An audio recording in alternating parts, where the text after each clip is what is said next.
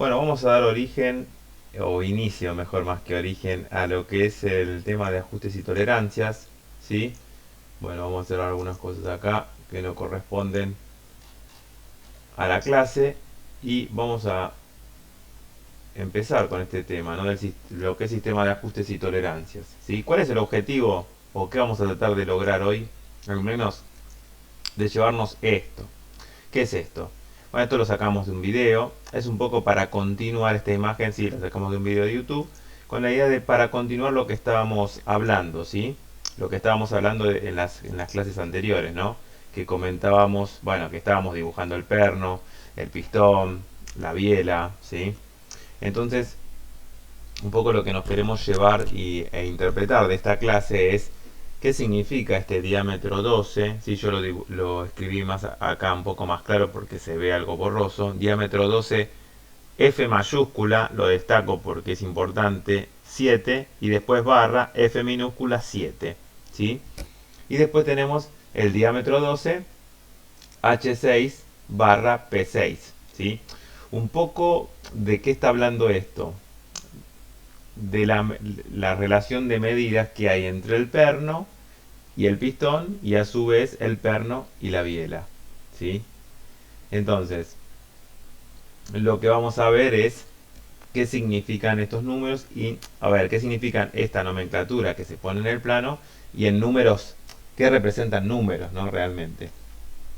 Así que vamos a ir avanzando lentamente explicando los fundamentos, porque podríamos explicar esto nada más y podrían ustedes hacerlo de manera mecánica y funcionaría también.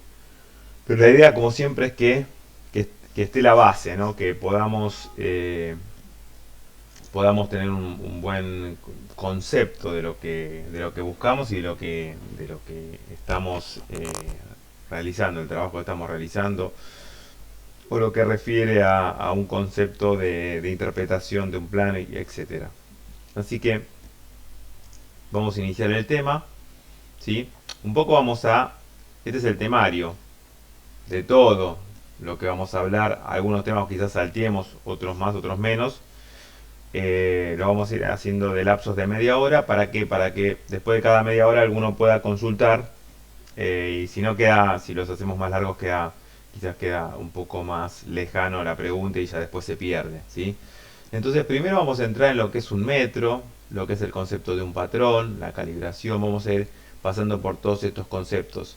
En función de lo que queramos focalizar en la clase, después podemos adelantarlo o no. Pero en este caso que estamos generando el video, vamos a ir explicando paso a paso cada cosa para ir comenzando desde el verdadero inicio, ¿sí? Entonces, ¿qué es un metro? ¿No? Porque uno interpreta lo del metro como tomando una cinta métrica, metro. Bueno, pero esa cinta métrica fue controlada contra otro elemento, ¿sí? Si no, como saben que esa cinta métrica mide exactamente un metro, o siempre decimos exactamente, pero vamos a ver que conceptualmente nunca vamos a medir un metro exacto, ¿sí? Pero esos son por temas de errores y temas de incertidumbre, ¿no? Que incertidumbre es cuán incierta es mi medida, ¿no? El valor que yo estoy anotando en mi papel o que estoy diciendo que mide este determinado elemento.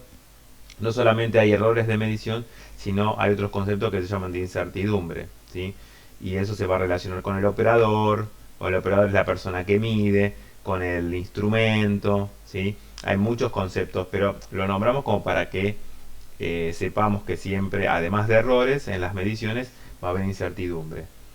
Y lo importante es cuál es el concepto de patrón. El patrón es algo con lo que nosotros comparamos un elemento de medición, porque todos los elementos de medición que nosotros usamos se calibran, pasan por un proceso que se llama de calibración, que es más que nada ese proceso de calibración me termina diciendo si ese basado en una norma, ¿no? No vamos a entrar en esos detalles, pero si ese elemento de medición sigue siendo apto para, eh, bueno, medir, ¿sí?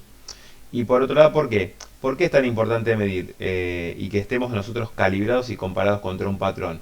Porque podemos fabricar una pieza acá en Argentina y ensamblarla con una pieza que fue fabricada, supongamos, en China, ¿sí?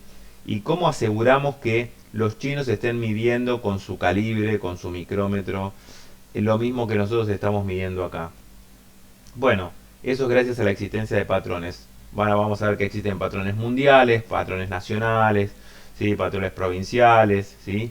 Hay diferentes tipos de escala de patrones. Lógicamente que cada país tiene su patrón nacional, ¿sí? Y algunas veces los patrones no son cosas físicas. En este caso, la mayoría de los patrones en el último año se basaron en constantes físicas. Y decimos constantes físicas porque el metro es el mejor de los ejemplos y quizás es el más visible. Que el metro es la distancia recorrida por la luz en el vacío en un periodo de tiempo que es 1 sobre la velocidad de la luz, ¿sí? Entonces, esto se mide de manera interferométrica, ¿sí? Interferométrica, ¿qué quiere decir? Esto se puede llevar a cabo con un láser, ¿sí? Por eso decimos, y es una manera de que esto es algo inalterable y propio de la naturaleza. ¿Por qué vamos a decir inalterable? Porque también existió, digo, porque ya no es un kilogramo real, es decir, esta pequeña pesa, por decir así, ¿sí? Era un kilogramo, era el kilogramo patrón, ¿sí? Como dice acá, es interesante esto, ¿no? Que era de altura 39 milímetros, de diámetro 39 también, fabricado con aleación, bueno, con esta aleación de platino y iridio, ¿sí? Bueno, lo que se buscó es, como decía, para lograr una masa de 1 decímetro cúbico de agua, etcétera, ¿sí? Entonces, este era el kilogramo patrón que ya no es más, pero ya no es más porque ahora es otra constante, pero me gusta explicarlo con este concepto viejo. Este concepto viejo es hace 1 o 2 años, ¿sí? Que modificaron este concepto que dejó de ser un elemento palpable, ¿no? Y fíjense la discrepancia a lo largo de un siglo llegó a abarcar un rango de 50 microgramos, ¿sí? Microgramos. Entonces, esto es para que vean cuánto varió, ¿sí? En este tiempo respecto o sea, en este caso está expresado en kilogramos, ¿sí? Entonces, nosotros a veces vamos a hablar ustedes están más sociabilizados con el micrometro, entonces es metros por 10 a la menos 6, ¿sí? Entonces, en este caso, ¿sí? Cuenten que hay uno, o sea, ¿cuántos lugares detrás de la coma acá? 1, 2, 3, 4, 5, 6, 7, 8, ¿sí? En este caso, tiene que ver con el microgramo. Entonces, todos los dígitos que hay, ¿sí? Que son 8 dígitos que están detrás de la coma, representan, en este caso en kilogramos, los 50 microgramos. Se dejó Lo importante es que contra esto era vamos a decir, el rey de los kilogramos, ¿sí? Contra esto se calibraban patrones similares a este que eran nacionales, por ejemplo, ¿sí? Y después contra ese nacional que para nosotros seguramente estaba en el INTI, en lo que es acá, no sé si ubica en el INTI en Constituyentes y General Paz, bueno, se calibrarían otros, y con eso se controlan las balanzas y demás, ¿sí? Hay patrones que están solamente guardados y se utilizan en salas de metrología, ¿sí? Y hay patrones que se usan todos los días para calibrar balanzas, ¿sí? O para controlar las balanzas que nosotros podemos utilizar vamos a decir, como si fuese un tipo de patrón de taller, ¿sí? Lógicamente que lo que hoy existe son los sistemas de calidad y todos estos patrones tienen que estar incluidos en ellos y llevan calibraciones cada tanto tiempo, que esos son indicados por las normas. También tenemos que controlar nuestros elementos de medición, nuestros calibres, nuestros micrómetros, todos los elementos, aunque sean cintas métricas, deberían estar dentro de nuestro sistema de calidad en una empresa. Eso tiene aparejado un costo, ¿no? Y si hay un elemento que no forma parte del sistema de calidad, tiene que llevar una nomenclatura, es decir, una identificación que ese elemento está fuera del sistema de calidad, ¿sí? Estas son la parte administrativa que yo estoy comentando, pero esto de tener los elementos de medición patronados o calibrados corresponde a que nosotros podemos fabricar una pieza acá en Argentina. No solamente les hice la comparación con China, pero la idea es que En mi taller fabrico una pieza y la puedo ensamblar con otro que esté en otro país o que esté en otro municipio o que esté en el mismo municipio pero tenga otros elementos de medición, ¿sí? Lógicamente que esto se va a hacer posible, digamos, va a ser más importante cuanto más preciso o más reducidas sean las tolerancias que nosotros de las piezas que nosotros vamos a fabricar. Lógicamente que si son piezas que tienen juego, como vamos a ver a continuación, no va a ser algo extremadamente importante, ¿sí? Entonces no vamos a notar la diferencia de haber estado dentro de la calibración, o de haber tenido todos estos elementos calibrados o no, ¿sí? Salvo que los elementos siempre tenemos que tener en cuenta con los elementos de medición, muchas veces los calibres especialmente que tienen zonas filosas donde se mide, si se caen hay que observarlos porque esas zonas a veces se abollan. Y si observamos muchas veces en los lugares donde se realiza metrología hay pisos de goma para que si se cae algo lógicamente no se lastime, si hay algún elemento. Entonces acá es lo que hablábamos de patrón internacional, de nacional. Estos son bloques patrones, se llaman, son unos pequeños bloques. En este caso son de uso, son de material cerámico, me doy cuenta porque son blancos simplemente, pero son metálicos también. Y estos nos permiten generar medidas y generar medidas uniéndolos entre sí. Estos bloques tienen la capacidad de quedarse pegados. Podrían buscar ustedes luego quizás en YouTube algún video. Se quedan pegados, pero no quedan pegados por un pegamento, sino porque su rugosidad es tan baja y si uno los limpia, ¿sí? Los limpia, es decir, no tienen grasitud y los ensambla de una determinada manera, el mismo vacío hace que se queden adheridos entre sí, ¿sí? Entonces eso habla de una gran calidad, de una muy baja rugosidad de su superficie, ¿sí?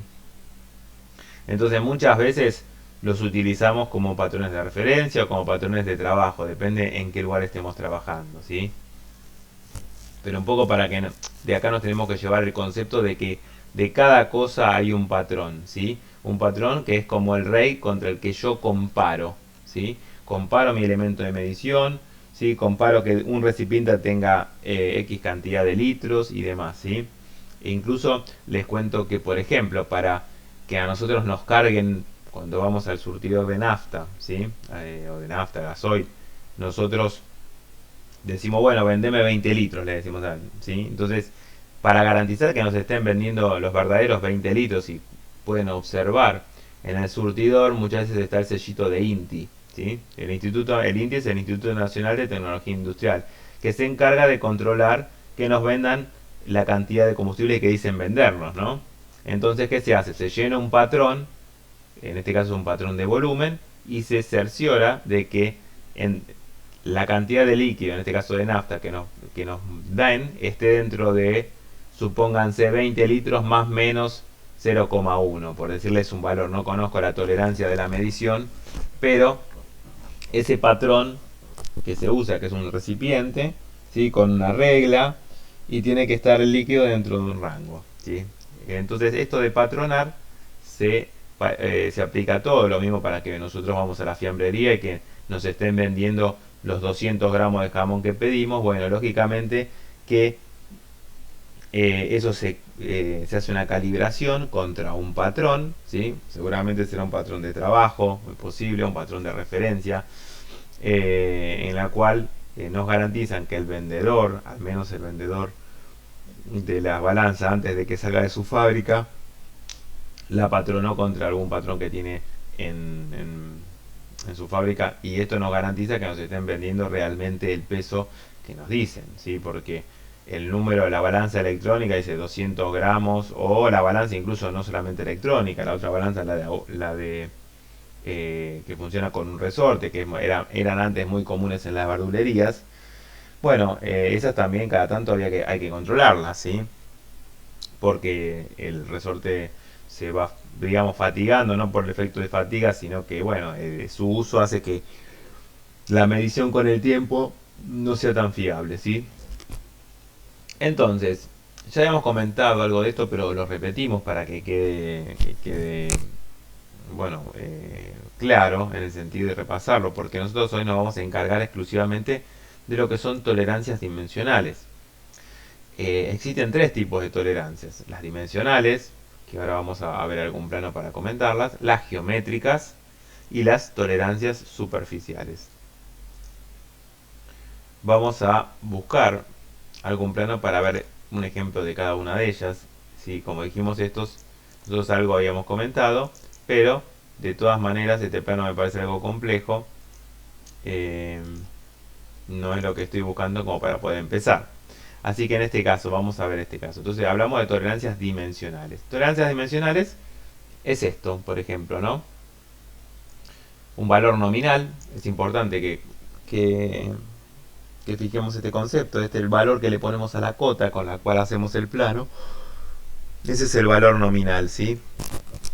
Luego viene acompañado de una tolerancia, ¿sí? En este caso es una tolerancia, como yo le digo, desbalanceada, porque está todo más y después cero, ¿sí? No es un más menos como a veces estamos acostumbrados a ver como acá, ¿sí? Eso no tiene nada de malo, simplemente es que tiene que ver con el sistema de ajustes, que es algo de lo que vamos a aprender hoy, ¿sí? En estos videos. Entonces, valor nominal, y esto es lo que llamamos la calidad, ¿sí? La calidad es el número 7, ¿sí? Y que nos va a dar la amplitud de la tolerancia. Y la H en este caso nos da la posición de la tolerancia, ¿sí? Por eso le decía esto de la calidad, porque nosotros a veces cuando oigan hablar de procesos van a decir, bueno, este proceso puede producir piezas a partir de una calidad 7 en adelante, ¿sí? Como diciendo su mayor precisión es de calidad 7 y después para arriba. La calidad con la cual uno fabrica un componente tiene que estar muy relacionada con el proceso de fabricación, ¿sí? Entonces, tolerancia dimensional es esto. Tolerancia superficial es esta acotación, ¿no? Acá nos están pidiendo que esta superficie que está aquí debajo tenga una tolerancia de rugosidad de RA, es un tipo de rugosidad que se llama rugosidad media aritmética, de 0,8, ¿sí? Y después hablamos también de que existían otro tipo de tolerancias, que son las tolerancias geométricas. Y acá tenemos un ejemplo de tolerancia geométrica. Este es un ejemplo de una tolerancia geométrica que se llama de cilindricidad. Y está referida casualmente a los cilindros. Y en este caso a este cilindro sí, que en este caso este es un corte, pero es el cilindro que compone el diámetro interior de este aro. Entonces, luego vamos a ver lo que significa cilindricidad, pero la idea es que es una tolerancia geométrica, ¿sí? Habla de la fiabilidad que tiene este cilindro, vamos a decir, respecto a un cilindro ideal. Que la idealidad no existe, sabemos en la fabricación, ¿sí? En los planos aparece, pero ya el hecho de que estemos dando en los planos tolerancias dimensionales, tolerancias geométricas y tolerancias superficiales, nos dan la idea de que en la realidad aparecen determinados vaivenes, vamos a decir así, que hacen que las cosas no sean perfectas. Y entonces para esto, para poder salvaguardar todas estas no idealidades, tenemos que han aparecido estos tres tipos de tolerancia, vamos a decir así. Entonces, ya repasamos y comentamos que los tres tipos de tolerancias que hay. Nosotros hoy nos vamos a abordar un poco, vamos a iniciarnos en todo esto lo que es las tolerancias dimensionales, ¿sí? Bueno, acá hay algunos elementos de medición. Para los que no conocen, quizá esto es un micrómetro, ¿sí? Y en este caso, fíjense, acusa una medición de como que esto, ¿sí? Acá, esta distancia entre estos dos cilindros, ¿no? Ahora es de 3,582 milímetros, ¿sí? Lógicamente acá tiene un botón de on-off y esto podemos pasar de milímetros o pulgadas, ¿sí? El in viene de inch, de pulgadas. Y acá hay un rango de medición. Nosotros a veces hablamos de instrumentos de medición y hablamos de un rango, ¿sí? Y el rango es desde qué valor mínimo hasta qué valor máximo puede medir. En este caso los micrómetros es muy común. En este caso va de 0 milímetros a 25. Y la mínima división, ¿sí? La mínima división que aprecia es el micrón. Por eso tenemos 3 decimales acá. Entonces la mínima dimensión es importante y el rango también porque es el rango que vamos a poder medir. Es decir, si yo estoy fabricando quiero controlar un eje, supónganse que sea de 30 milímetros, no puedo usar de 30 milímetros de diámetro, no puedo usar este elemento de medición porque está fuera de rango. Porque 30 milímetros, ¿qué va a pasar? Esto se va a abrir, abrir, abrir. Y cómo se abre es desenroscando esto, ¿sí? Uno lo desenrosca y esto va avanzando hacia atrás. Esta parte es fija y esto es un bloqueo, ¿sí? Esto es un bloqueo que sirve para fijar un valor, ¿sí? Uno pone este valor, supónganse, uno podría utilizarlo como algo que sería un calibre pasa no pasa, a grosso modo para controlar un eje, después lo vamos a ver. Y esto lo que hace es un bloqueo y entonces fija la medida. Acá tenemos un rugosímetro, el cual ya hemos visto algunos videos y después vamos a apreciar acá. Y acá algunos calibres pasa no pasa, ¿sí? Ven la P de pasa y la NP de no pasa, ¿sí? ¿Y acá de qué? ¿A qué refiere este calibre? ¿Qué va a controlar? Este calibre va a controlar una métrica 38 por 250. Es una rosca métrica hembra, ¿sí? Es decir, una rosca métrica interior, o podemos decir una tuerca, ¿sí? Que es métrica 38 por paso 2,5, ¿sí? Y esta es la tolerancia 6G. Después vamos a ver qué significa 6G. Hoy lo vamos a ir desarrollando. Entonces, ¿cómo se controla esto con este calibre? Digamos, este calibre pasa, no pasa, ¿sí? Eh, que después vamos a ver cómo se le dice al control de pasa, no pasa, se lo dice que es un control dimensional por atributos, ¿sí? Lo bueno que tienen estos calibres es que uno toma la tuerca, que en este caso es la que quiere controlar, y trata de enroscar, digamos, esto dentro de la tuerca. Este debería enroscar normalmente, por eso se llama el pasa, ¿sí? Uno debe poder enroscar sin problemas en la tuerca, ¿sí? O en la rosca hembra, vamos a decirle, ¿sí? Cuando son salientes como un tornillo se le dice rosca macho, a grosso modo esos, ¿sí? Y cuando son roscas internas se le dice rosca hembra, ¿sí? Esto es como para que entendamos a qué nos referimos cuando decimos macho o hembra. Yo igual les hablo de un tornillo o de una tuerca para que les sea más visible. Entonces, después cuando yo dé vuelta, digamos, este calibre y trate de enroscar la tuerca acá, no debería entrar esta rosca, ¿sí?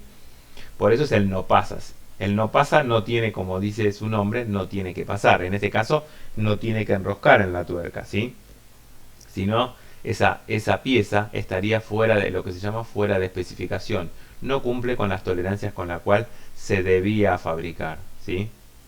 Entonces, esto es para controlar una rosca hembra. Y si tendríamos que controlar un tornillo o vamos a decir algo más grande, un eje, bueno, se puede controlar con esto, ¿sí? Estos son calibres y los calibres lógicamente tienen una rigurosidad mucho mayor, después lo vamos a ver acá en las calidades, para su fabricación, ¿sí? Si fabricamos un elemento de medición, como un calibre en este caso, o un calibre en este caso pasa no pasa, o un calibre como el que vimos, el que todos conocemos, ¿sí? Que nos acusa un valor, una medida. Por eso es una medida, esto dijimos que esto era un control por atributos. Y cuando uno mide con este tipo de elementos se le dice control por variables. Porque uno tiene un valor y puede decir, no, estamos fuera de la medida del plano por 0,05 milímetros, por ejemplo.